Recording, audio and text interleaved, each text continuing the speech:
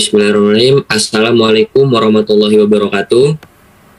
Waalaikumsalam warahmatullahi wabarakatuh.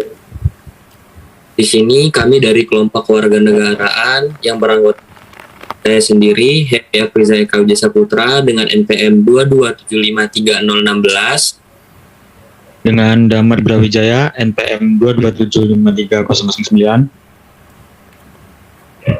dengan saya Yoga Gustiawan dengan NPM 22753037 dan saya Iqbal Nugraha Pratama dengan NPM 22753019 Dan saya Iputra Aditya Pramana dengan NPM 22753017 dengan narasumber kami yaitu Kak Rizka.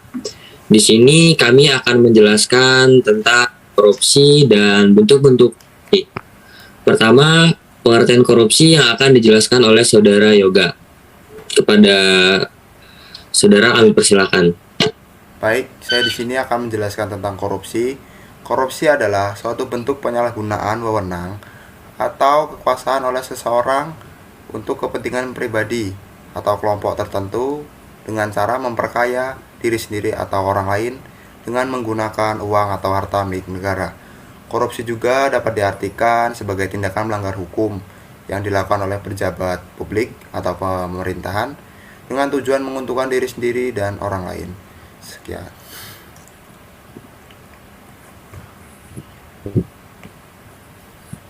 Kemudian untuk tipe-tipe korupsi akan dijelaskan oleh Saudara Damar, Iqbal, dan Putu. Baik, di sini saya akan menjelaskan tipe-tipe korupsi. Yaitu yang pertama ada korupsi suap. Korupsi suap adalah tindakan yang melanggar hukum yang melibatkan pemberian atau penawaran uang atau barang lainnya kepada seseorang yang berwenang untuk mempengaruhi keputusan atau tindakan yang diambil oleh orang tersebut. Korupsi suap biasanya terjadi di sektor publik, di mana orang yang berwenang dapat mempengaruhi keputusan atau tindakan yang diambil oleh pemerintah atau pejabat publik lainnya. Korupsi suap juga dapat terjadi di sektor swasta, di mana orang yang berwenang dapat mempengaruhi keputusan atau tindakan yang diambil oleh perusahaan swasta. Selanjutnya dapat dilanjutkan oleh Iqbal. Dan ada juga korupsi penggelapan dalam jabatan. Penggelapan dalam jabatan adalah tindakan dengan sengaja menggelapkan uang atau surat berharga, melakukan pemalsuan buku-buku, atau daftar-daftar yang khusus untuk pemeriksaan administrasi, merobek dan menghancurkan barang bukti suap untuk melindungi pemberi suap, dan lain-lain.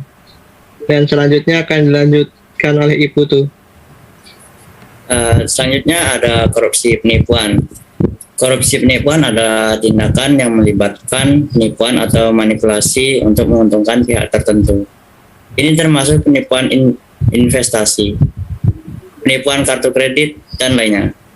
Dan ada juga korupsi pemerasan, yaitu korupsi ini adalah tindakan yang melibatkan paksaan atau intimidasi untuk menguntungkan pihak tertentu.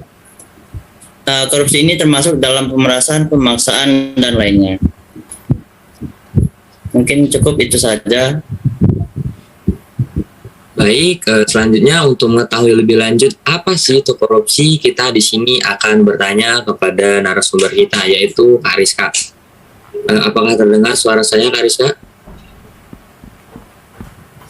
Iya, sudah terdengar. Sebelumnya apakah suara saya terdengar dengan jelas? Sudah, Kak. Jelas.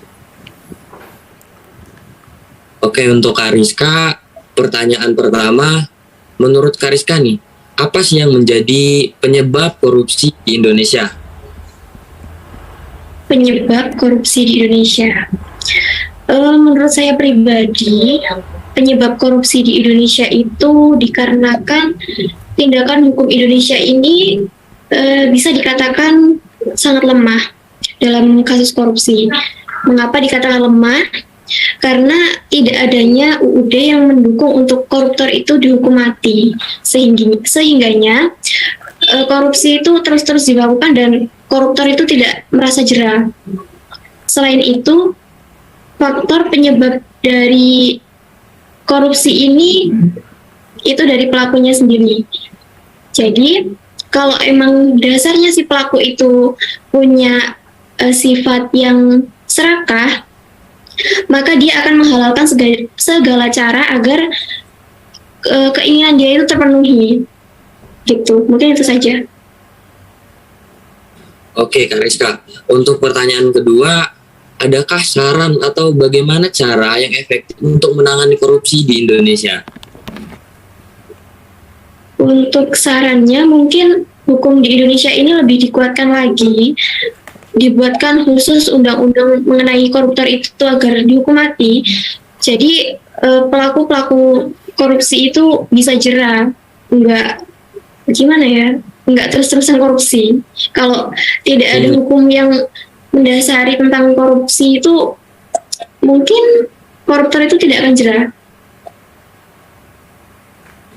Berarti ya. Oke, Kak Rizka, untuk pertanyaan terakhir, apa sih dampak yang paling menonjol itu, yang paling sering ditemukan di sekitar kita atau di sekitar Kak Rizka gitu? Untuk dampak dari korupsi di sekitar kita itu yang paling jelas itu halnya barang atau jasa. Pelayanan publik itu juga mahal. Karena dengan adanya korupsi ini itu menciptakan ekonomi dengan biaya tinggi, yang dimana biaya ekonomi ini pasti akan dibebankan kepada pelaku ekonomi. Siapa pelaku ekonomi itu? Pelaku ekonomi itu adalah kita, masyarakat. Kondisi seperti inilah yang menyebabkan naiknya harga barang dan jasa di lingkungan kita. Cukup. Oke, Kak Rizka. Sebelumnya terima kasih ya, Kak Rizka. Ya, sama-sama.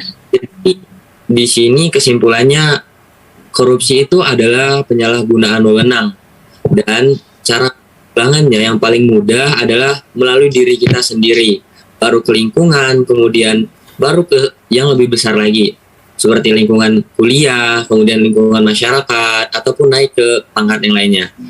Oke, sekian presentasi dari kelompok kami. Kami akhiri. Wassalamualaikum warahmatullahi wabarakatuh. Waalaikumsalam warahmatullahi wabarakatuh.